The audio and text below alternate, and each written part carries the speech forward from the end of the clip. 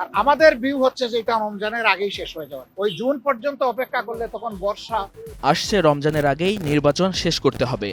June পর্যন্ত অপেক্ষা করলে বর্ষা, বিভিন্ন ধরনের ঝড়ঝাপটা ও প্রাকৃতিক দুর্যোগ আসবে। তখন নির্বাচন অনিশ্চিত হয়ে পড়তে পারে।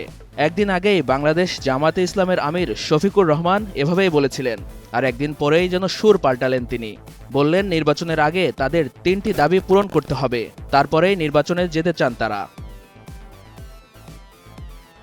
আজ ইউরোপ ও যুক্তরাজ্য সফর শেষে রাজধানীর হোটেল ওয়েস্টিনে আয়োজিত মিট দ্য প্রেস অনুষ্ঠানে শফিকুর রহমান বলেন, 3 শর্ত পূরণ না হলে নির্বাচনের জন্য মার্চ-ফেব্রুয়ারি কোনো সময়ই ঠিক থাকে কিনা আল্লাহ ভালো জানেন।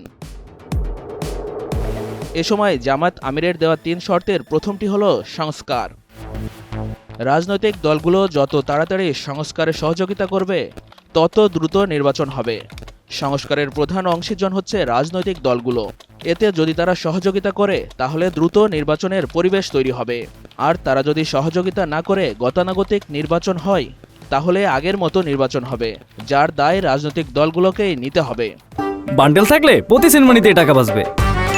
বিকাশ সেনমানি বান্ডেল কিনে জিতুন প্রতি লেনদেনে। সেই নির্বাচনটা এমন হতে হবে যে সেই নির্বাচন নিয়ে যাতে সহজে কেউ প্রশ্ন তুলতে না পারে। শফিকুর রহমানের দেওয়া দ্বিতীয় শর্ত, গণহত্যাকারীদের দৃশ্যমান বিচার করতে হবে। তিনি বলেন, হাজার হাজার মানুষের প্রাণহানির জন্য দায়ী হত্যাকারীদের দৃশ্যমান বিচার করতে হবে, যাতে জাতির আস্থা ফিরে আসে। আর আওয়ামী লীগ নির্বাচন আসতে পারবে কিনা সেটি সময় বলে দিবে। জামায়াতে আমিরের দেওয়া তৃতীয় শর্ত, রাজনৈতিক দলগুলোর মধ্যে পারস্পরিক সম্মানবোধ। এ ব্যাপারে শফিকুর রহমান বলেন, রাজনৈতিক দলগুলোর মধ্যে পারস্পরিক সম্মানবোধ থাকতে হবে। জিতে গেলেই সুষ্ঠু, না জিতলে দুষ্ট, এমন মানসিকতা থেকে বের হয়ে আসতে হবে। এর জন্য সবার এনগেজমেন্ট প্রয়োজন। এটি সরকারের তরফ থেকে হতে পারে, রাজনৈতিক দলগুলোর উদ্যোগেও হতে পারে। এ সময় অবশ্য সাংবাদিকদের এক প্রশ্নের জবাবে শফিকুর রহমান বলেন, আমরা নির্বাচনের দাবি করতে পারি, দিনক্ষণ ঠিক করে দিতে পারি না।